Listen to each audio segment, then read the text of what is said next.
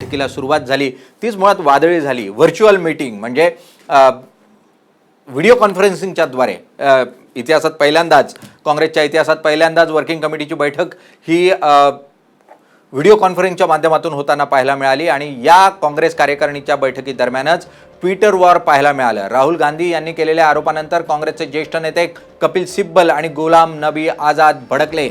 ज्या नेत्यांनी यावेळी पत्र लिहिलं त्या नेत्यांनी भाजपशी हातमिळवणी केली आहे असा आरोप राहुल गांधी यांनी केल्याची बातमी समोर आली आणि त्यानंतर मग गुलाम नबी आझाद आणि कपिल सिब्बल यांच्याकडून पक्ष सोडण्याची धमकी देण्यात आली।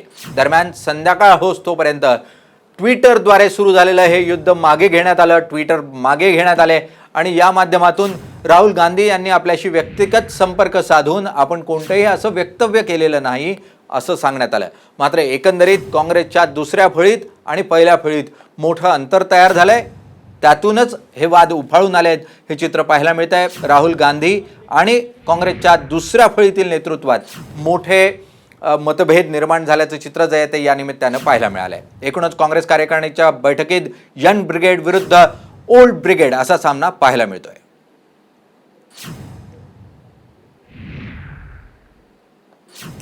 बघूयात राहुल गांधी यांनी काय आरोप लावलेत, ग्राफिकच्या माध्यमातून या आरोपांवर नजर टाकूयात। त्यावर कपिल सिब्बल आणि आझाद यांनी काय प्रतिक्रिया दिली आहे। चिठ्ठी लिहिणारे भाजपसोबत असल्यास आणि ते सिद्ध झाल्यास राजीनामा देऊ असं गुलाम नबी आझाद यांनी ट्विटरच्या माध्यमातून म्हटलं।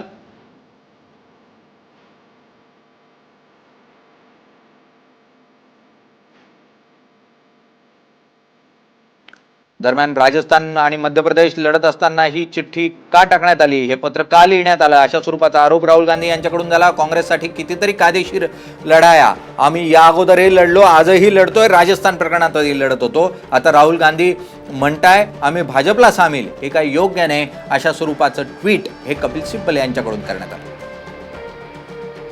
अखेर हे ट्विट मागे घेण्यात आलेले आहेत। मात्र काय घडलं ते सांगण्याचा प्रयत्न आणि त्यातून मूळ अंतर्गत वाद कशा स्वरूपाचा आहे हे सांगण्याचा प्रयत्न